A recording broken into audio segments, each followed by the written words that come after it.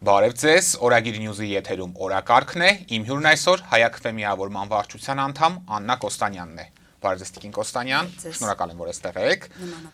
Տիկին Կոստանյան այսօր նախընտրական քարոզարշավի ժամանակ Արարատ Միրզոյանը մոտեցավ եւ Նիկոլ Փաշինյանի ականջին շշնջաց, որ թուրքերն այսօր բացում են արտահայտությունը, չնկատելով կամ չցանկանալով նկատել, որ Նիկոլ Փաշինյանի վրա բարձրախոս էր փակցված։ Ձեր գնահատմամբ ինչ է տեղի ունենում հայ-թուրքական ճակատում, արդյոք նախատեսվում է առաջիկայում սահմանի բացում կամ մասամբ բացում, թե պարզապես իշխանությունը նման ակնկալիքներ է ցանկանում մեր հանրության շրջանում գեներացնել։ Իրականում այս մարդիկ այնքան շատ ստեր ու կեղծիքներ են տարածել 8 տարիների ընթացքում, որ կարելի է չբացառել նաև, որ սա բեմադրություն էր ըստ էության, որոշակի տրամադրություններ հանրային դաշտում հայ-քաղաքական այսպես գեներացնելու, օրակարգ ստեղծելու, դրա շուրջ մեծ աղմուկ բարձրացնելու, հանրային ուշադրությունը շեղելու, մի խոսքով այնպես որ չի բացառվում, որովհետև ամեն դեպքում, եթե կադրում նկատում եք, վարչապետ Նիկոլ Փաշինյանը վերջում ցույց է տալիս, որ զարմանում է։ Այո, միկրոֆոն կա։ Գիտենք մենք, որ վերջին ամիսներին շատ է խոսվել հայ-թուրքական հարաբերությունների շուրջ որոշակի զարգացումների մասին, նաև սահմանը բացելու նախապատրաստական աշխատանքներ էին տարվում, կամուրջ վերանորոգել, այդպես հանդիպումներ եւ այլն։ Էրդողանը ասում էր նախորդ տարի, որ հաջորդ տարեսկզբին խորհրդանշական քայլեր կլինեն, որոնք այդպես էլ չեղան առեսպահը։ Այո, ըստ էության չեղան եւ դա առաջին հերթին պայմանավորված էր, որովհետեւ բազմիցս եւ քանիցս Թուրքիան հայտարարել է ամենաբարձր մակարդակով, որ Թուրքիայի եւ Հայաստանի միջև հարաբերությունների կարգավորումը մեծամասամբ կապված է հայ-ադրբեջանական հարաբերություններից։ Մենք գիտենք, որ հայ-ադրբեջանական այսպես կոչված ֆրոնտում գործերը այնքան էլ լավ չեն, մեծ եղբայր Նիկոլ Փաշինյանի մեծ եղբայր Ալիևը որոշակի պահանջներ ունի, այդ թվում սահմանադրության հետ կապված, որոնք այս պահին փաստացի դեռևս անիրականանալի են դառնում։ Հետևաբար նաև հայ-թուրքական հարաբերությունները այս առումով որոշակիորեն տուժում են, սակայն նորից այս օրակարգը, որը այսպես շատ պատահական քարոզարշավի մեկնարկն է, արդեն մի քանի օր անցել է, 4-րդ օրն է, թե 5-րդ օրն է եւ մեկ էլ հանկարծ տեսախցիկների առաջ խոսում են թուրքերին welcome հղելու մասին, կարծում եմ հասարակության ամենաշատ հետաքրքրող հարցը սա է այս պահին։ Եկեք հիշենք, որ ընդամենը 1 օր առաջ, երբ Փաշինյանը իր քարոզարշավային խմբակով վերադարձավ Սյունիքի մարզիչ, տարբեր ընդդիմադիր լրատվամիջոցներ տարածեցին, որ դժգոհություններ կան, որովհետև ըստ էության այնտեղ այդքան էլ մեծ եւ բուռն չի եղել նրան դիմավորելը, չի բացառում, որ այս օրակարգը ստեղծվեց հենց այդ տրամադրությունները շեղելու համար։ Իսկ առհասարակ ձեր դիտարկմամբ որքանով է նորմալ, որ Հայաստանի նման երկրում կառավարության առանցքային անդամները, վարչապետը, արտաքին գործերի նախարարը եւ այլ բարձրաստիճան պաշտոնյաներ մեկ ամիս շարունակ իրենց բանուգործը, այսպես ասած, թողած զբաղված են նախընտրական քարոզարշավով։ Իհարկե նախկինում էլ էր նման բաներ լինում, բայց ես օրինակ չեմ հիշում, որ արտաքին գործերի նախարարը անկախ նրա անձից ներգրաված լիներ նախընտրական քարոզարշավում։ Սա հուշում է ամենաառաջին հերթին մեկ բանի մասին, որ այս մարդիկ հերթական անգամ դրսևորում են ոչ կոմպետենտ վարքագիծ։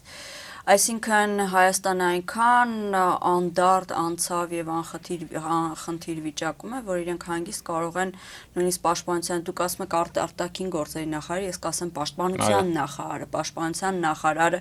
որը կարևոր առաքելություն ունի մարտահրավերների առջև կանգնած երկրի համար լուծելու, քաղաքացիական հագուստներով չի խորշում նաև քաղաքական տեքստեր արտաբերելուց։ Ոչինչ զարմանալի չկա, բնականաբար այն միլիոնավոր պարգևավճարները, որ Նիկոլ Փաշինյանի վարչակարգի տարբեր պաշտոնյաներ այս տարվա սկզբից ի վեր ստացել են, նրանք պետք է վաստակեն այդ ցույց տալով, որ ամեն ջանքներ դնում են, քարոզարշավը լավ, բարեհաջող տանելու եւ հունիսի 7-ին մաքսիմալ քվեներ վաստակել։ Իսկ դրա համար էին ստացել այդ գումարները ձեր կարծիքով։ Կասկածում եք, 1 րոպե չկասկածեք, այդ միլիոնավոր պարգևավճարները օրենքով ապահովագրված կոռուպցիոն մեխանիզմներ են, այսինքն ոնց պիտի տային Նախկինում շատ խոսել էր ընդդիմադիր քաղաքական գործիչ Նիկոլ Փաշինյանը ծրարով նախորդ նախագահից տարբեր քաղաքական գործիչների գումարներ ստանալու մասին, հիմա ինքը հոնույնը չէր անելու, ինքը պետք է մտածեր ավելի օրինական ճանապարհ եւ օրինական ճանապարհը իհարկե պարգևավճարներ բոլորիս հաշվին տալու։ Եվ եթե օրինակ հետաքննող լրագրողները ժամանակ եւ տրամադրություն ունենան, կարող են ուսումնասիրել, թե այդ պարգևավճարները չէ, որ հիմնականում մեծ գումարները էլեկտրոնային տարբերակով են, այսպես ասած, օգտագործվում, դա կարելի է մեծ ցանկության դեպքում շատ հանգիստ հետևել եւ հասկանալ ուր են գնացել։ Եթե իհարկե ցանկությունը կա, ամենակարևորը։ Իհարկե, եթե ցանկությունը կա։ Ոտքին Կոստանյան, նախընտրական քարոզարշավ նորեցօր ավելի է սրվում, մեր հանրությունը 1 ամսից էլ ավելի քիչ ժամանակ ունի կողմնորոշվելու համար, թե հունիսի 7-ին ում օգտին է քվեարկելու։ Ընդհանուր առմամբ, եթե դիտարկենք process-ը, որքանով է սա արդյունավետ համարում, արդեն իսկ մեկնարկած քարոզարշավը, որքանով են քաղաքական ուժերը ժողովրդի հետ ազնիվ խոսում մաքսիմալ, ինչն էլ իր հերթին կնպաստի, որ իշխանափոխություն տեղի ունենա, եթե իհարկե նման հնարավորություն կա։ Եկեք շատ անկեղծ լինեմ, այս նախընտրական քարոզարշավային տրամադրությունները շատ չեն տարբերվում նախորդ տարիներին եղած քարոզարշավներից, ըստ էության բավականին հետաքրքիր պոպուլիզմ է հիմա եւս կիրառվում, տարատեսակ խոստումներ, արդյոք սա ազնվության եւ անկեղծության մասին է եւ կարելի է այսօրվա քաղաքական դերակատարներին, որոնք ըստ էության բավականին խոշոր բևեռներ են ձևավորել հայ քաղաքական դաշտում, նրանց զուգահեռներ տանել նախորդ ընտրությունների տրամաբանության հետ, դա ցույց կտա արդեն ապագան իրենց խոսքը եւ գործը համընկնում են, թե չէ, բայց կարող եմ ասել, որ համենայն դեպս այն հռետորաբանությունը, որ Հայաստանի Հանրապետության քաղաքացին միգուցե կուզեր տեսնել, դա որոշակիորեն համենայն դեպս ինձ որպես Հայաստանի Հանրապետության քաղաքացի բացակայում է։ Դա առաջին հերթին կարող էր ենթադրել նաև Արցախի ամենատարբեր իրավունքների հետ կապված պլանները, որը այս պահին պարզապես մակերեսային հայտարարություններով կամ չեն խոսում կամ մակերեսային հայտարարությունների մակարդակում են խոսում։ Հետևաբար ես միևնույն ժամանակ չեմ դատապարտում նաև այն մարդկանց, որոնք սոցիալական տարատեսակ խնդիրներ ունեն եւ բնականաբար սա իրենց համար օրախնդիր է եւ առաջնային հարց է, բայց ավելի հեռանկարային Հայաստանի Հանրապետության, ընդհանրապես հայ ժողովրդի գոյության եւ անվտանգության տեսանկյունից եթե նայում ենք, ինձ համենայն դեպս չի բավարարում հռետորաբանությունը, որ կիրառվում է քաղաքական դաշտում բոլոր ուժերի կողմից։ Առավել եւս մասնավորապես Արցախի դրվագով են հիմնական Եվ Արցախի եւ առհասարակ արտաքին քաղաքականությունը վարելու տեսանկյունից Արցախի հարցը տեղավորվում է Հայաստանի արտաքին քաղաքականության տրամաբանության մեջ, այսինքն սա բաղադրիչ մաս է, արտաքին քաղաքականության վերաբերյալ ազդակները բավարար չեն։ Այսինքն ես ճիշտ եմ հասկանում, հիմնական ձեր դժգոհությունը կապված է նրա հետ, որ առանցքային ուժերը հայտարարում են, որ իշխանության գալու դեպքում կասկածի տակ չեն դնելու եւ չեն հրաժարվելու Նիկոլ Փաշինյանի ստանձնած պարտավորություններից։ Գուցե սա ուղղակի ձևով չի ասվում, սակայն անուղղակի ենթատեքստը հասկանում ենք հենց այդպես։ Մյուս կողմից նաեւ չեմ կարող խիստ դատապարտել, քանզի բնականաբար Հայաստանի Հանրապետության քաղաքացիները բաժանվում են տարբեր էլեկտորալ զանգվածների եւ յուրաքանչյուր զանգված իր, այսպես ասած, համարձանկալի ուղերձները պետք է ստանա եւ գուցե այս ուղերձները հենց այդ նպատակն են հետապնդում չվախեցնելու մարդկանց հերթական, քանի որ արդեն իսկ գործող վարչախմբի կողմից ուղակի մեղադրանքներ կան, որ ընդդիմությունը պատերազմում, ես կարծում եմ այդ հռետորաբանությունից խուսափելու եւ այդ թեզերի կեղծիքի տակ չմնալու համար նրանք խուսափում են ուղակի հստակ ձևակերպելու Հայաստանի արտաքին անվտանգային հեռանկարները։ Իսկ ընդհանուր առմամբ Հայաստանում ընտրություններով իշխանափոխություն իրականացնելու սցենարը որքանով է իրատեսական համարում, հաշվի առնելով այն իրողությունները, որը մենք գետնի վրա ունենք եւ ամենակարևորը անկախությունից ի վեր մենք ցավոք սրտի որևէ դեպք չենք ունեցել, երբ Հայաստանում ընտրություններով իշխանություն կփոխվեր, միշտ տվյալ պահի գործադիր իշխանությունը հաղթել է նաեւ փաստացի քվեարկության ժամանակ։ Ընդհանրապես վերջին շրջանում շատ հետաքրքիր հռետորաբանություն եմ քաղաքական ուժերի կողմից նկատում, որ Հայաստանում իշխանությունը պետք է փոխվի ընտրությունների միջոցով, բայց այստեղ կամ երկակի ստանդարտներն են գործում կամ պարզապես այս մարդիկ մոռացել են 2018-ը եւ 2018-ին իշխանափոխությունը կարելի է դրան տարբեր անուններ տալ, բոլորովին ընտրությունների միջոցով չեղավ, այլ եղավ փողոցով։ Հետևաբար չի կարելի որևէ կերպ բացառել նաև փողոցի միջոցով իշխանության փոփոխության հնարավորությունը։ Սա եւս մարդկանց, սահմանադրորեն ամրագրված իրավունք է, մարդիկ իրենց բողոքը կարող են արտահայտել դրսում բարձրաձայնելով խնդիրների մասին։ Բայց մենք ունենք մի իշխանություն, որը չի խորշելու անգամ ուժի կիրառելուց, մենք Բագրատ Սրբազանի գլխավորած շարժումն ենք հիշում եւ հունիսի 12-ի ամոթալի միջադեպերը, երբ խաղաղ ցուցարարների վրա լուսաձայնային նռնակներ կիրառեց իշխանությունը, Նիկոլ Փաշինյանն էլ ազգային ժողովի անվանից հայտարարեց, որ ոստիկանները կխրախուսվեն։ Ես կարծում եմ, եթե մի դեպքում կամ մի քանի դեպքում չստացվեց, չի բացառվում, որ մեկ այլ դեպքում եւ այլ պարագաներում կստացվի եւ պետք չէ հուսալքվել եւ ձեռք քաշել բոլոր հնարավորություններից, սահմանադրությամբ երաշխավորված հնարավորություններից։ Հետևաբար, այստեղ շարունակական պայքարի մասին է, որը իրենից ենթադրում է բոլոր ուղղություններով հետևողական կռիվ։ Եվ ընտրությունների միջոցով ընտրությունները հերթական,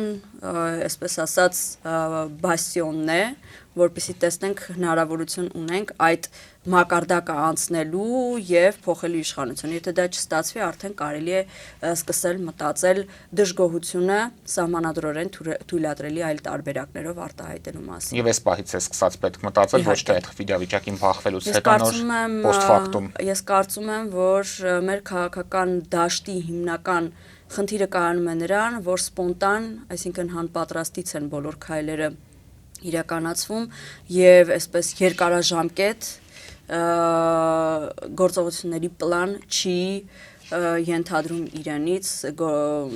պայքարը։ Հենց այստեղ է, որ մենք անընդհատ պարտվում ենք։ Մենք պետք է հասկանանք, որ իշխանությունները երբեք հեշտ չեն հանձնում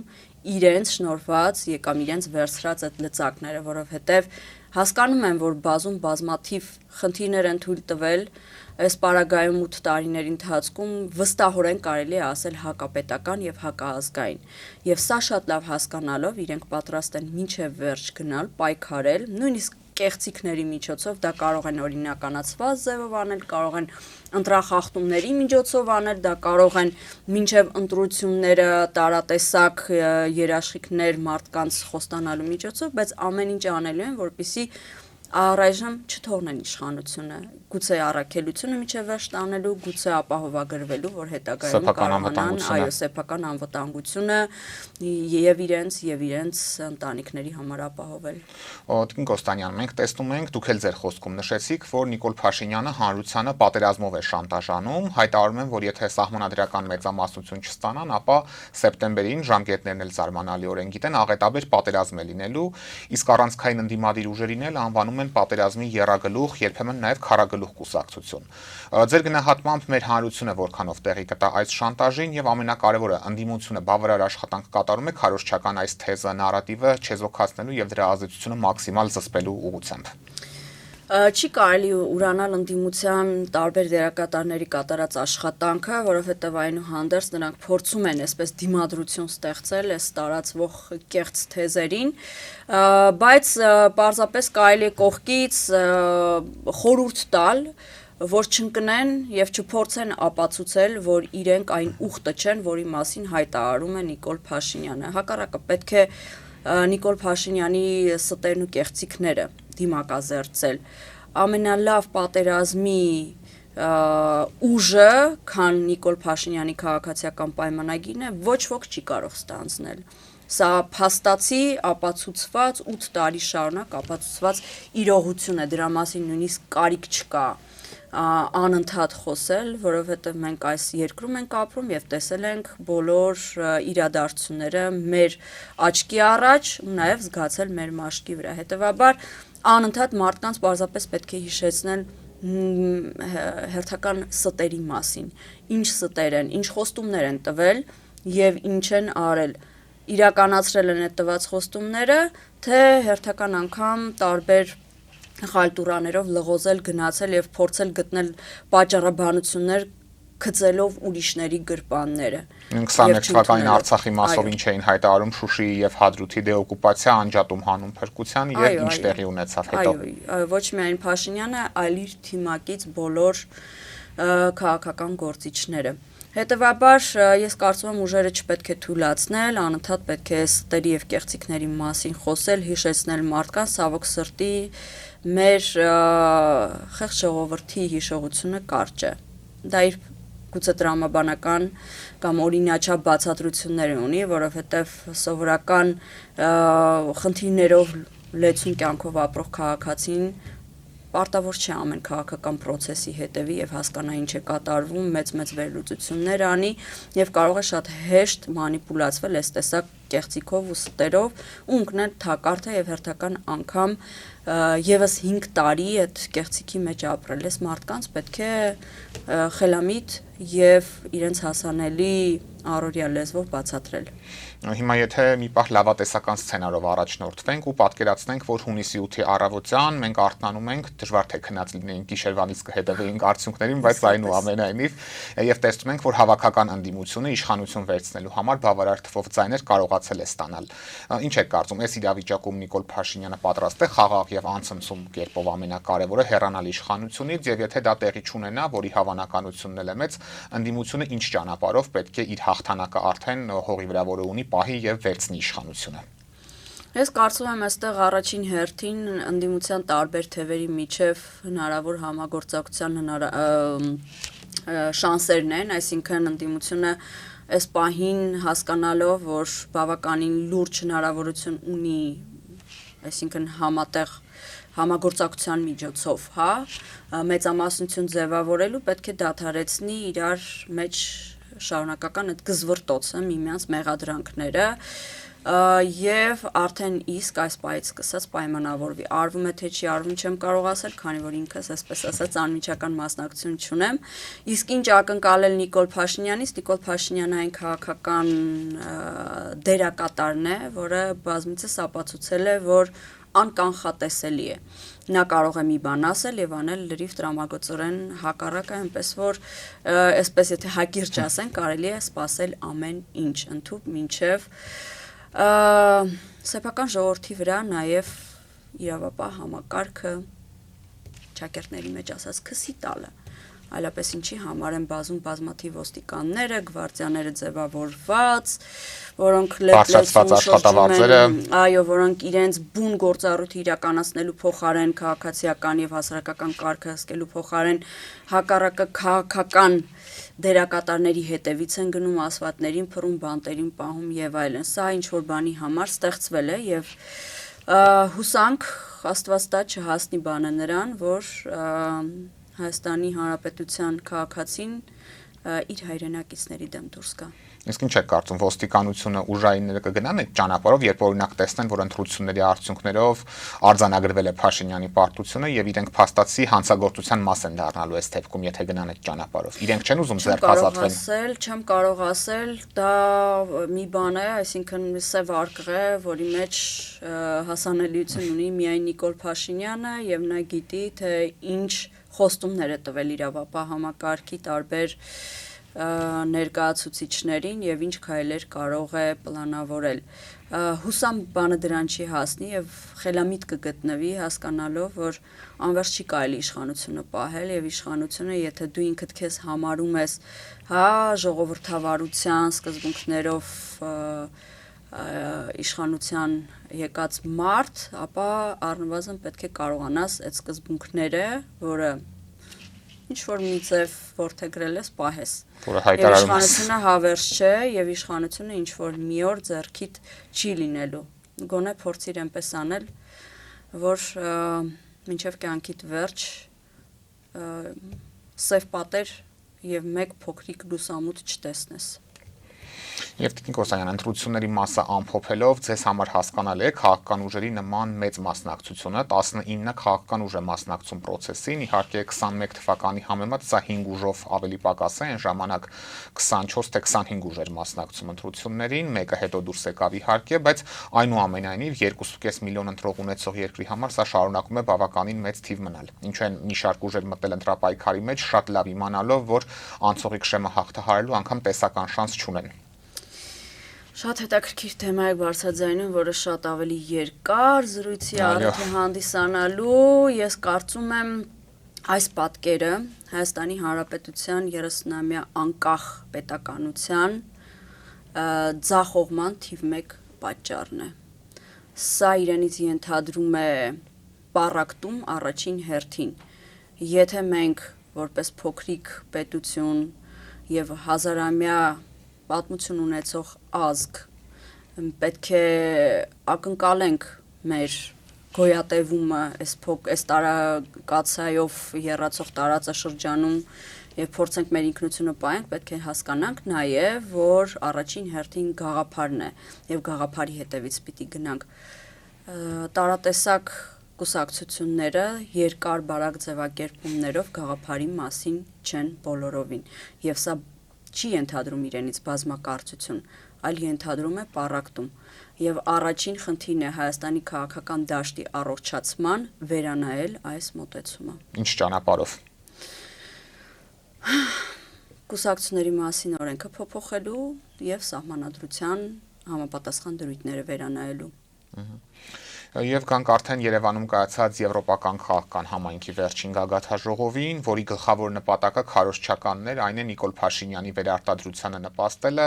մասնակցող դերակատարները անգամ չէին էլ թաքցնում, որ իրենք մեծ հաշվով սրա համար էին հենց Երևանում։ Այնուամենայնիվ, ձեր գնահատմամբ ինչ տվեց այս գագաթաժողովը, դրա ընթացքում ձեռք բերված համաձայնությունները, ստորագրված հուշագրերը Հայաստանի Հանրապետությանը, արդյոք դրանք արևմուտքի հետ մեր հարաբերությունները, համագործակցության մակարդակը կարող են որակապես նոր մակարդակի տեղափոխել, ինչպես դա հայտարարվում է եւ հրամցվում է մեր հանրությանը։ Ես կարծում եմ, այս գագաթնաժողովը հերթական PR ակցիան էր, որը իրականացվեց Հայաստանում, ընդ որում ուզում եմ հիշեցնել, որ Եվրոպական քաղաքական համայնք գագաթնաժողովները նախաձեռնվել են Ֆրանսիայի նախագահ Մակրոնի, Էմանուել Մակրոնի կողմից եւ տեսնելով նաեւ հետևելով իրենց երկրում քաղաքական իրադարձություններին, դժվար չէ կռահել, որ պարզապես փորձ է անում իր մարող վարկանիշը, այսպես գոնե որոշ չափով չթողնել, որ շրիշակից ներքև ընկնի։ Ինչ տվեց Հայաստանին առարկայական առումով, ես կարծում եմ հերթական բյուրոկրատական միջոցառումներ, որի արդյունքում ծախսվեցին միլիոնավոր դրամներ, իրենց կողմից գուցե միլիոնավոր եվրոներ, բայց առարկայական Հայաստանի Հանրապետության քաղաքացու կյանքը չբարելավեց եւ չեմ էլ կարծում, որ կբարելավի, քանզի Հայաստանը եւ Եվրոպան համագործակցության լուրջ եւ համապարփակ մի պայմանագիր ունեն, որը կնքվել է շատ տարիներ առաջ, այո, շուրջ 10 տարվա պատմություն ունի եւ եթե մենք ուզում ենք Եվրոպայի հետ հարաբերությունները ավելի բարձր մակարդակի բերել, առաջին հերթին ՍԵՊԱ-ն պետք էր ինչ բառ օգտագործեմ, այսպես գոնե մի քայլ առաջ տանել։ Իսկ մինչ այդ մենք ունենք թերակատարված ՍԵՊԱ գրեթե բոլոր ուղղություններով, գրեթե չէ, բոլոր ուղղություններով։ ՍԵՊԱ-ից այն կողմ նոր պայմանագրեր ստորագրելը ուղղակի PR ակցիայի հերթական դրսևորումն է։ Եվ ըստ էության ներողություն քաղաքական աջակցություն Եվրոպայի կողմից ընտրություններից 1 ամիս առաջ Նիկոլ Փաշինյանի, սա ուղիղ աջակցություն էր։ Քանի որ հիմնականում դեկլարատիվ բնույթի պայմանավորվածություններ են, որևէ իրավական պարտադիր կատարման ուժ չունեն եւ չեն էլ ենթադրում կոնկրետ գործողություններ եւ կոնկրետ քայլեր, որը օրինակ ասենք 1 ամիս հետո որոշակի աջակցություն։ Մինչև այս գագաթնաժողովը Եվրոպայի կողմից շատ կոնկրետ քայլ եղավ, միլիոնավոր եվրոների հատկացումներ ուղղված Հայաստանում ներքաղաքական դաշտի միջամտությանը, հիբրիդային հարձակումների դեմ պայքարում, պատերազմների դեմ պայքարի անվան տակ այս է աջակցություն, շատ գործուն աջակցություն։ Իսկ մեր հանրությանը ամենից հաճախ տրվող խոստումը վիզաների ազատականացումն է, որոշակի հայտարարություններ այս մասով եղան, նաև հայտարարվում է, որ Հայաստանը այս պահին միակ երկիրն է, որի հետ նման գործընթաց է իրականացվում։ Անձամբ ինչ դիրքորոշում ունեք, ավելի ճիշտ կլինի ասել հավատում եք, որ օրերից մի օր Նիկոլ Փաշինյանի իշխանության օրոք մենք կհասնենք այս գործընթացին, որ իսկապես Հայաստանի քաղաքացիների համար վիզաները ազատականացված ռեժիմ կգործի։ Ես կարծում եմ Նիկոլ Փաշինյանը այն գործիչը չէ, ով բարձրակարգ արտաքին քաղաքական կուրս է տանում եւ ուշտված է դիվանագիտական այնպիսի հմտություններով, որ կարող է դրան հասնել, եւ հակառակը մենք չմոռանանք, որ ամիսներ առաջ հակառակը վիզայի հետ կապված Եվրոպա հայերի վիզայի դիմելու process-ների հետ կապված տարատեսակ խնդիրներ առաջացան։ Սա հենց հուշում է, որ ոչ թե գնում է լավարկման ուղղությամբ, այլ հակառակ ուղղությամբ։ Անկեղծ ասած չեմ հավատում, բայց կարծում եմ, որ ավելի առողջ տրամաբանության, որի բոլորովին կարող է չենթադրել եվրոինտեգրացիա, վիզային ռեժիմի ազատականացումը հնարավոր է։ Մեզ սահմանափակել են քառակուսի այն մտածելակերպի մեջ, որ պետք է եվրոինտեգրացիա անպայման տեղի ունենա, Հայաստանը մտնի Եվրոմիություն, նոր լինի վիզային ռեժիմի ազատականացում։ Բոլորովին վիզային ռեժիմի ազատականացմանը կարելի է հասնել չմտնելով Եվրոպա, ինչը տեղի ունեցավ օրինակ Վրաստանի պարագայում։ Ես կարծում եմ մենք ունենք ավելի մեծ պոտենցիալ Վրաստանից շատ ավելի լավ աշխատելու եւ հասնելու այդ այսպես կոչված պայմանական բաղձալի երազանքին շատ հայերի։ Բայց այս իշխանության շրջանում դրա հետ հույսեր չեք կապում առանձնապես։ Չեմ կապում, չեմ հավատում, չեմ տեսել 8 տարի շարունակ չենք տեսել մենք այդ պոտենցիալը։ Եվ գեղեցիկ միջոցառումները, հրավառություններով դեռևս չեն ենթադրում, որ դա լավ արտաքին քաղաքականություն վայելու ցուցանիշ է։ Եվ այնուամենայնիվ ինչ եք կարծում, Նիկոլ Փաշինյանին կհաջողվի այս գագաթաժողովը եվրոպացի առաջնորդների հետ ջերմ լուսանկարները, Մակրոնի անլուրջ հայտարարությունները, որոնք նա Երևանում արեց, թանկ գնով վաճառել մեր հասարակության վրա, քանի որ գիտենք մարդիկ օրինակ անվտանգային, սոցիալ-տնտեսական ավելի լուրջ խնդիրների մեջ, այսպես ասած, խորամուխ չեն լինում օբյեկտիվ եւ սուբյեկտիվ պատճառներով, բայց նման քարոզչական հնարքները շատ լավ են աշխատում մարդկանց վրա, տեսնում են Մակրոնը Երևան եկավ, Գյումրի, փողոցներում մարդկանց հետ հանդիպեց ու նմանատիպ բաները շատերի գնահատմամբ բարձրացրել են Փաշինյանի վարկանիշը։ Դուք ինչ մոտեցում ունեք այս հարցում։ Ես կարծում եմ, որ այդ գեղեցիկ հրավառություններով լի մակրոնյան քայլերթերը, վազքերը, որ տեղի ունեցան 2-3 օր Հայաստանում եւ Գյումրիում, շատ փոքր եւ նեղ սեգմենտի վրա գուցե կարողանան լավ, այսպես գեղեցիկ ձևով վաճառել։ Սա ասում եմ վստահաբար հետևելով 4-5 օրյա քարոզարշավային տրամադրություններում, մարզերում։ Եվ դեռևս չեմ մտաբերում մի դեպք, երբ օրինակ մարզերում այս մասին խոսվեր, հակառակը հայ ժողովրդին ավելի շատ հետաքրքրում էին Արցախի հետ կապված հարցերը, հիշում ենք ինչպիսի միջադեպեր եղավ, քաղաքացիները բարձրացնում էին իրենց մտահոգությունները, անվտանգության հետ կապված, սոցիալական խնդիրների հետ կապված, բերքի մթերումների եւ այլն։ Այսինքն առայժմ Հայաստանում հետաքրքրությունների շրջանակը լայն զանգվածների համար հասարակական եղել եւ մնում են սոցիալական խնդիրները, հետեւաբար այս գեղեցիկ միջոցառումները ընդամենը հնարավոր եղավ 2 օր այդպես մեծ PR անել եւ վաճառել շատ փոքր եւ նեղ զանգվածի վրա։ Հիմնական ազդեցությունը այդքան մեծ չի լինի։ Որ դա որևէ նախընտրական, հետընտրական հետևանքներ կարող է ունենալ քաղաքացիների ավելի մեծ քվեների տեսքով։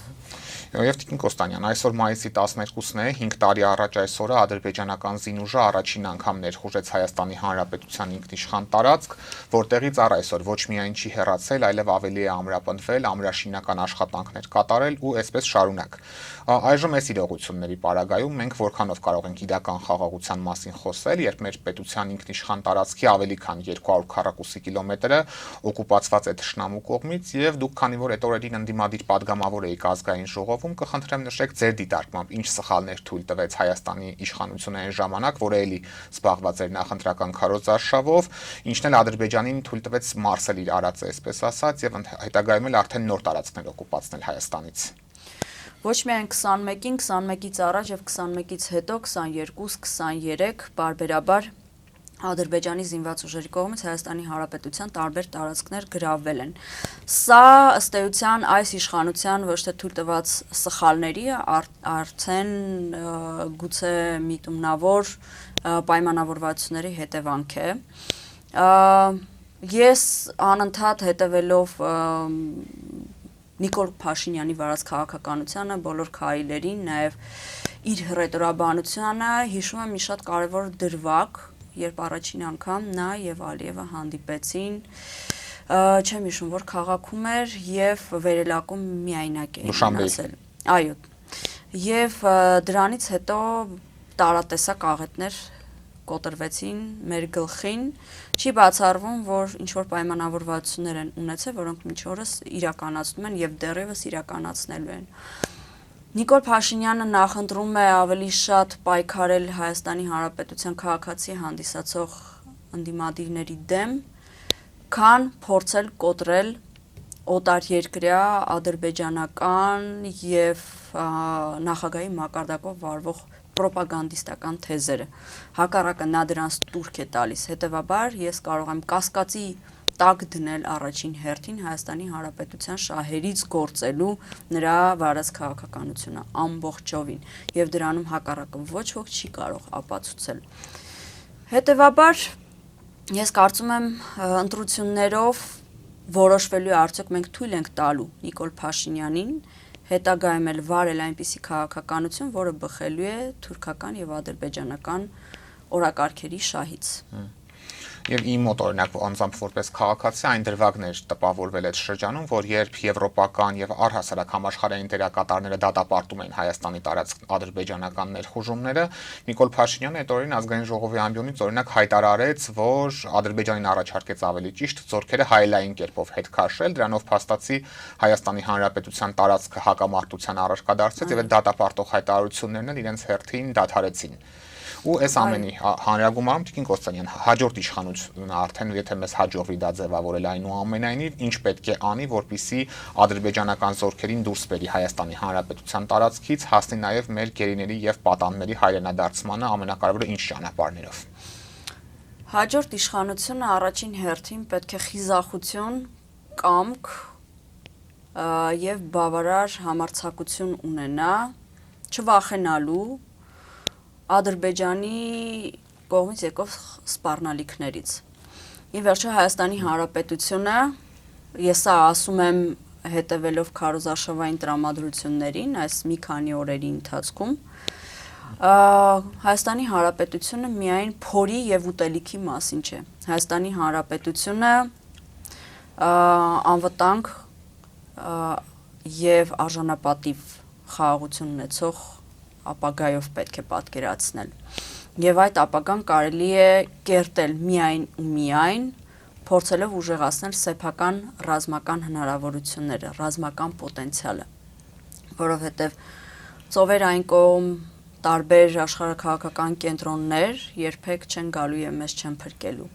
Եթե մենք չունեցանք բավարար ուժ մեր ոտքի վրա կանգնելու եւ դիմակայելու թշնամիներին։ Հետևաբար այս խիզախությունն է, որ պետք է առաջին հերթին ունենան ընդդիմադիր ուժերը, ովքեր հավակնում են լինել հաջորդ իշխանությունը եւ բոլորովին չվախենալ մեր ազգային պետական շահը ներկայացնելու աշխարհին, չփորձել ձևակերպել հռետորաբանությունը կառուցել այնպիսի խոսույթի վրա, որ հանկարծ արտաքին ինչ-որ կենտրոններին չվախեցնեն եւ այլն։ Չկա այդպիսի բան։ Քո հետ հաշվի են նստում միայն այն պարագայում, երբ որ հանդես ես գալիս արժանապատիվ եւ քո ազգային շահերը ներկայացնելու դիրքերից։ Երբ որ վախվորում ես, վիզիտ եւ մեջքը ծռում ես, բնականաբար քեզ հաշվի չեն առնում, գլխիդ եւ վզակոթիդ տալիս են եւ վերցնում են քո հայրենիքի տարածքները, որոնք ինչ որ ժամանակ տարբեր ազգերի կողմից բնակեցված են եղել, բայց դրանք քո բնորանն են։ Պետությունն էլ հասնում է այս կարգավիճակին ցավոք սրտի։ Շնորհակալ եմ Տիկին Կոստանյան հետաքրքիր զրույցի համար։ Օրակարգն այսօր այսպիսին էր, այն ամփոփեցինք Հայաքվե միավորման վարչության անդամ Աննա Կոստանյանի հետ։ Կհանդիպենք։